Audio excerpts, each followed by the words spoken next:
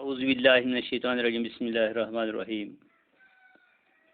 I am Nazir Ahmed Najjar, lecturer, Political Science, BHS Maidapura, with today's topic for TVLS class.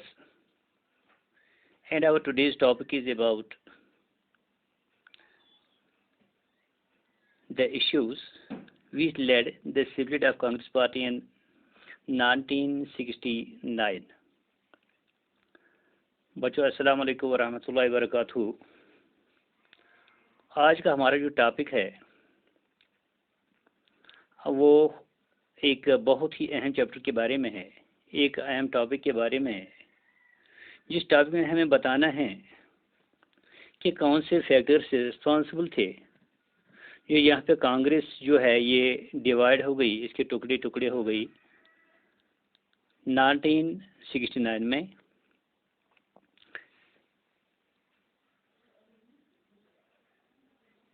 India की आज़ादी के बाद यहाँ पे 2-4 इलेक्शन में या 3 इलेक्शन में मुतवातिर 3 इलेक्शन में कांग्रेस यहाँ पे डोमिनेंस रहा,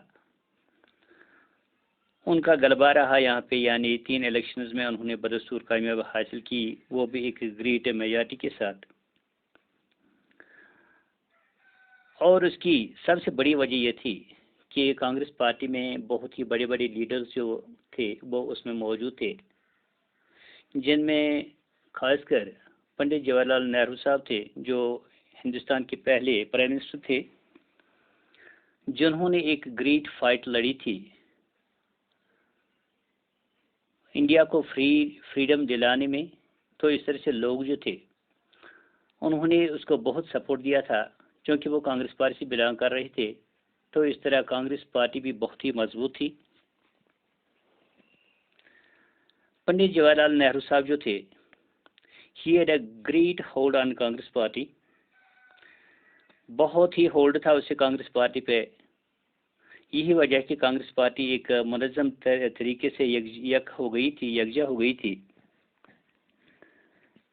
क्योंकि उसमें मैंने कहा कि उसमें बहुत ही बड़ी पर्सनैलिटी थी, लीडरशिप थी, जो मैग्नेटिक थी, जो दिलों के लोग जो थे उनके दिलों को उसने जीत लिया था। लेकिन जब यहाँ पे पंडित जवाहरलाल नेहरू साहब यानी कांग्रेस लीडर का इंतकाल हुआ, तो यहाँ पे एक बहुत ही बड़ा पॉइंट खड़ा हो गया। यहाँ पे बहुत ही बड़ी, हम कहेंगे, एक सदमा यहाँ पे आ गया कांग्रेस में और कंट्री में, जो कभी फिर नहीं हुआ। जब हम सिग्निफिकेंटली बात करते हैं तो सबसे जो यहाँ पे बदनामी ज़माना और लॉन्ग लास्टिंग सेंट्रल फैक्शन थी यहाँ पे, क्योंकि यहाँ पे सेंट्रल लेवल पे कांग्रेस के बहुत से फैक्शंस हो गए थे, यहाँ पे बहुत सारी दड़े हो गई थी, अलग अलग हो गई थी, अलग अलग पार्टियाँ हो गई,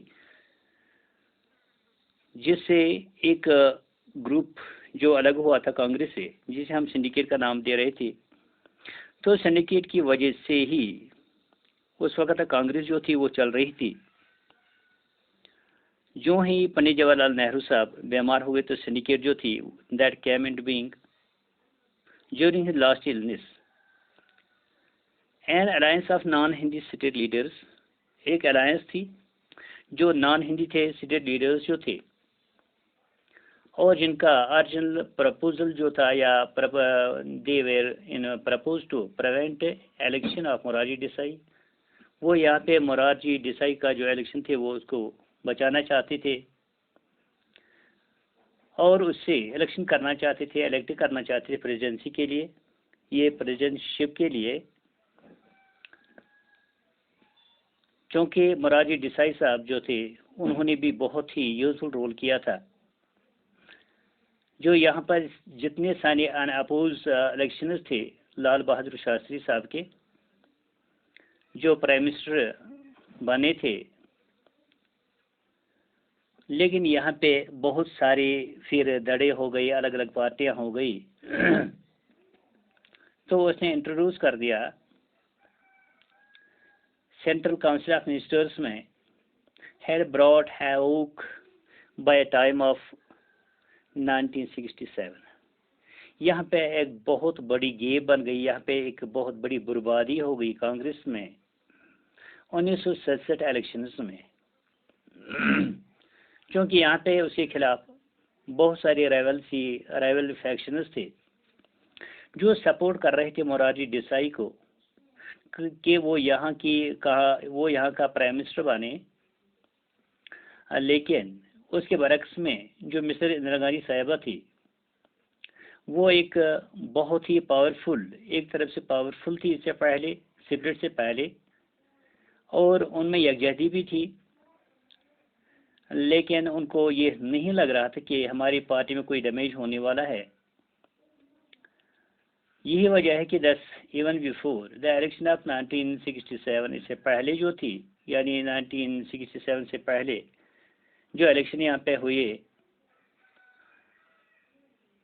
तो इससे पहले ये नहीं लग रहा था कि यहाँ पे स्प्लिट होगा कांग्रेस पार्टी में। लेकिन ये कहा जाता है कि जब कोई चीज़ डिवाइड होती है, जब कोई चीज़ डिस्ट्रीब्यूट होती है, या हम कहेंगे जब एक पार्टी में बहुत सारे दड़े शामिल हो जाते हैं, तो ये पार्टी की बर्बादी का बायस होते हैं। तो इस तरह से यहाँ पे कांग्रेस पार्टी में एक भगदड़ सी मच गई 1967 जनरल इलेक्शंस में, जिसमें कांग्रेस एमर्ज हो गई थी in a low moral the press of open confession of factionalism. तो यहाँ पे उसकी बहुत सारी दड़ हो गई, तो उन्होंने कन्फेस कर लिया है कि चूँकि हमारी पार्टी जो है बहुत सारी दड़ों में बढ़ गई, तो हमें लग रहा है कि यहाँ पे कांग्रेस पार्टी का जवाल हो रहा है। जो सिंडिकेट मेंबर्स थे उन्होंने एक एलआई बनाने की कोशिश की, क्योंकि वो कांग्रेस के खिलाफ हो गए थे। कांग्रेस ने अपने आप को अलग थलग कर दिया था उनसे। They got sidelined, so they syndicate members began to ally themselves with Swatantra. उन्होंने अपने आप को जुड़ाया है सवांतरा पार्टी के साथ। सवांतरा या जनसंघ या एसएसपी, यहाँ पे 3 बड़ी पार्टियां थी। तो सिंडिकेट के जो बड़े बड़े लीडर्स थे वो इन पार्टी में शामिल हो गए, जिनमें सवांतरा थी, जिनमें जनसंघ था, और जिनमें एसएसपी पार्टी थी, जो लास्ट पे इमर्ज हो गई एज ग्रैंड अलायंस। जो लास्ट पे ये 3 पार्टियां, चूँकि बड़े बड़े लीडर्स जो थे उनमें शामिल हो गए थे, तो ये एक ग्रैंड अलायंस बन गई थी। The grand alliance political manifested itself openly at the time of election.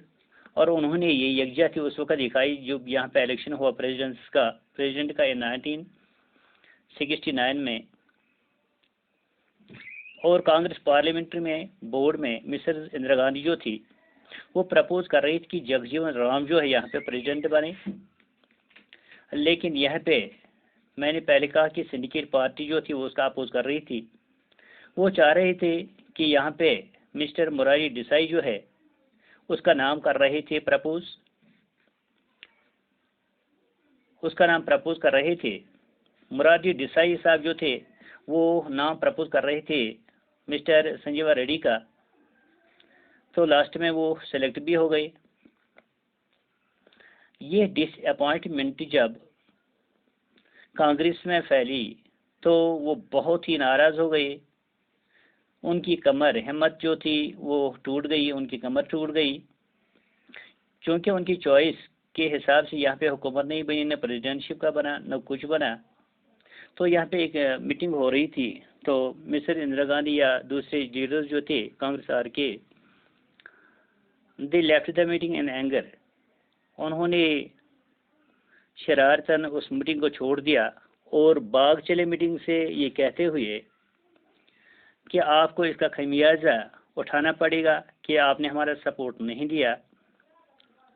लेकिन अपोजिशन में जो ऑफिशियल कैंडिडेट्स थे कांग्रेस के, जो वीवी गिरी साहब थे, वो इंडिपेंडेंट कैंडिडेट के लिहाज से उतरे थे मैदान में।